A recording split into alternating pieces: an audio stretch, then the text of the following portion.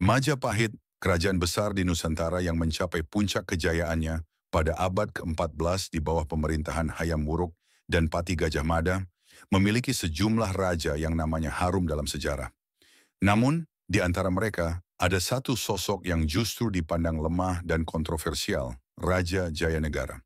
Ia kerap diberi julukan Kala Gemet dalam literatur Jawa kuno, yang dalam terjemahan bebas diartikan jahat dan lemah, atau di bahasa populer, Raja Plonga-Plongo. Mengapa seorang Raja Majapahit bisa disebut demikian? Apa saja faktor politik, militer, moral, dan budaya yang membentuk stigma negatif terhadapnya? Apa dampak julukan ini pada kelanjutan Majapahit? Dalam video ini, kita akan mengupas secara komprehensif. Dari latar belakang kelahiran dan legitimasi darah, rangkaian pemberontakan, kebijakan istana, skandal moral, hingga analisis kepemimpinan, agar kita memahami siapa sebenarnya Jayanegara dan mengapa namanya melekat dengan predikat Plonga-Plongo. Raja Jayanegara lahir sekitar tahun 1294 sebagai putra Raden Wijaya, pendiri kerajaan Majapahit, dan Darapetak, Indreswari, putri selir dari kerajaan Melayu, Darmasraya. Darapeta bukanlah permaisuri utama Raja Jayanegara. Karena itulah, sejak awal ada keraguan di kalangan bangsawan istana. Apakah Jayanegara benar-benar berhak mewarisi tahta Majapahit? Meskipun secara resmi ditetapkan sebagai raja kedua, menggantikan ayahnya pada tahun 1309, darah Melayu dan status ibunya sebagai selir menimbulkan sentimen bahwa ia bukan putra sah dalam arti dinasti Jawa Tulen. Stigma ini menjadi beban politik seumur hidupnya, memicu bisik-bisik dan intrik tentang siapa penguasa yang sebenarnya. Dikarenakan legitimasi darah yang dipertanyakan membuat Jayanegara memulai pemerintahannya dengan kepercayaan diri yang tergerus, memperlemah posisinya di mata para panglima dan pejabat istana. Dalam naskah Pararaton, sumber sastra Jawa yang mencatat silsilah dan peristiwa Majapahit, Jayanegara diberi julukan Kala Gemet. Secara harfiah, Kala berarti raja atau masa, sedangkan Gemet dapat diartikan jahat atau lemah.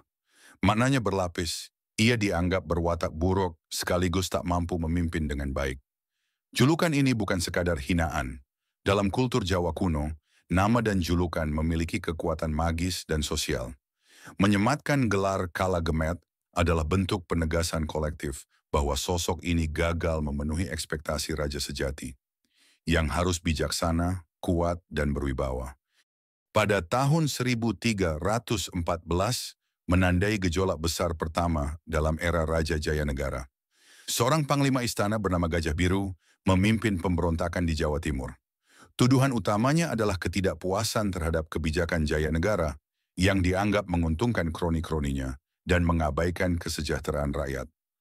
Meskipun secara taktik pemberontakan ini berhasil dipadamkan, Gajah Biru hanya dapat ditaklukkan setelah pengiriman pasukan besar dan melalui negosiasi panjang. Situasi ini menggambarkan bahwa otoritas Jayanegara saja tidak cukup, dibutuhkan figur militer kuat di jalur belakang. 2 tahun kemudian muncul pemberontakan Nambi, dipimpin oleh bangsawan wilayah Delta Brantas. Sekali lagi, ketidakpuasan lahan dan pajak menjadi pemicu. Nambi mengaku mewakili aspirasi kaum petani yang tertekan. Dalam upaya meredam, Jayanegara sempat mengutus duta untuk berunding sehingga menimbulkan anggapan bahwa Jayanegara tidak punya naluri kepahlawanan.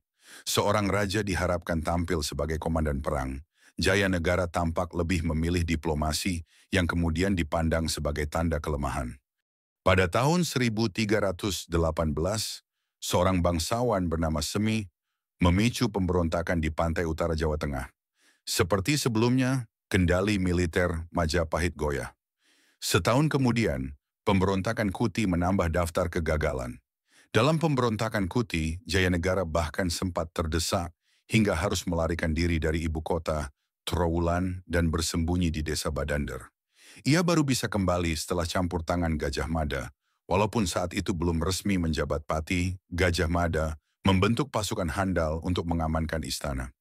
Dari kasus pemberontakan dalam kurun yang relatif singkat, menggambarkan lemahnya wibawa dan kemampuan militer Jayanegara, sehingga muncul stigma plonga-plongo yang tak tahu cara mengatur negara. Dalam upaya menegaskan kekuasaan, Jayanegara mengambil langkah ekstrim dengan memenjarakan dua adik tirinya, Tribhuwana Tunggadewi dan Raja Dewi. Motifnya agar tiada pesaing yang menikahi bangsawan lain dan mengklaim hak atas tahta. Langkah ini memicu kemarahan rakyat. Penahanan keluarga sendiri melanggar norma suku Jawa yang sangat menekankan hubungan darah. Alih-alih meneguhkan, kebijakan ini menajamkan kebencian terhadap Jayanegara, memperkuat anggapan bahwa ia otoriter dan berhati dingin. Dalam kitab Pararaton dan Negara Kertagama mencatat rumor bahwa Jayanegara gemar merayu istri-istri para pejabat tinggi. Entah benar atau sekadar gosip istana, skandal moral ini memperburuk citranya. Dalam budaya Jawa, kehormatan keluarga sangat dijunjung tinggi. Seorang raja yang merusak kehormatan keluarga pejabat berarti memutus loyalitas mereka. Para bangsawan mulai ragu mengabdikan diri kepada sang raja. Otoritarianisme Jayanegara berbanding terbalik dengan ketidakmampuannya membangun jaringan dukungan. Beberapa pejabat memilih netral atau bahkan diam-diam mendukung pemberontak. Istana terpecah, sebagian kecil pendukung fanatik, mayoritas sinis, dan sisanya menunggu momen untuk menumbangkan. Seorang raja idealnya memiliki visi untuk ekspansi dan kesejahteraan wilayah. Seperti pendahulunya, Raden Wijaya mendirikan Majapahit dengan pijakan diplomatik dan militer, dan penerusnya Hayam Wuruk menguatkan hingga mencapai masa keemasan, Jayanegara justru terjebak di urusan internal seperti pemberontakan rakyat dan konflik istana. Jayanegara juga tidak pernah meluncurkan inovasi baru atau kebijakan strategis. Hubungan antara istana pusat dan daerah semakin melebar karena raja tidak punya program pembangunan infrastruktur, pengaturan pajak yang adil, dan promosi dagang untuk rakyat. Kemudian Patih Gajah Mada dipanggil untuk menyelamatkan tahta Jayanegara. Tanpa Gajah Mada, sejarah mencatat Jayanegara mungkin sudah digulingkan.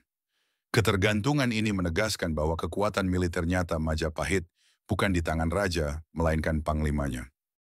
Setelah wafatnya Jayanegara pada 1328, diduga dibunuh tabibnya, takhta diambil alih Tribhuwana Tunggadewi yang kemudian memerintah bersama Gajah Mada dan Hayam Wuruk. Kepemimpinan mereka jauh lebih sukses mencapai puncak keemasan. Empu Prapanca dalam Negara Kertagama menegaskan bagaimana Jayanegara berbeda jauh dari idealnya seorang raja. Cerita Plonga-Plongo berfungsi sebagai monumen peringatan bahwa kekuasaan tanpa kompetensi akan hancur dengan sendirinya. Sedangkan pelajaran yang dapat kita ambil dari kisah kepemimpinan Jayanegara adalah 1. Legitimasi harus diperkuat. Seorang pemimpin dari awal harus memastikan dukungan kekuasaan, partai militer. Tanpa itu segala kebijakan dapat dipertanyakan. Keseimbangan otoritas dan empati. Kebijakan keras tanpa kejelasan tujuan dan komunikasi akan menimbulkan pemberontakan. Sebaliknya, terlalu lunak tanpa wibawa pun tak akan dipatuhi. 3. Skandal moral merusak. Kepercayaan, kehidupan pribadi dan moral pemimpin memengaruhi loyalitas pengikutnya dan integritas harus dijunjung tinggi. 4.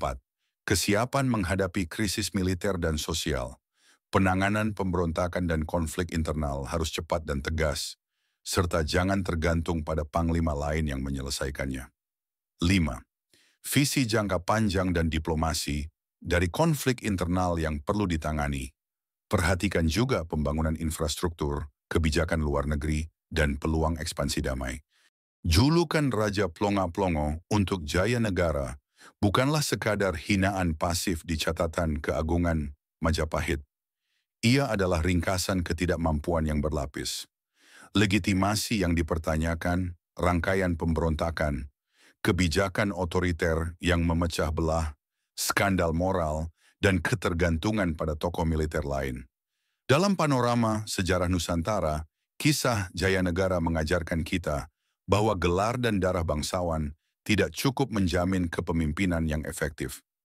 Kompetensi, integritas, serta keberanian untuk memimpin, baik dalam krisis maupun kemajuan, adalah hakikat seorang raja sejati. Semoga pelajaran dari Majapahit ini dapat menginspirasi pemimpin masa kini dan masa depan, agar tidak terjebak menjadi plonga-plongo di tahta kekuasaan.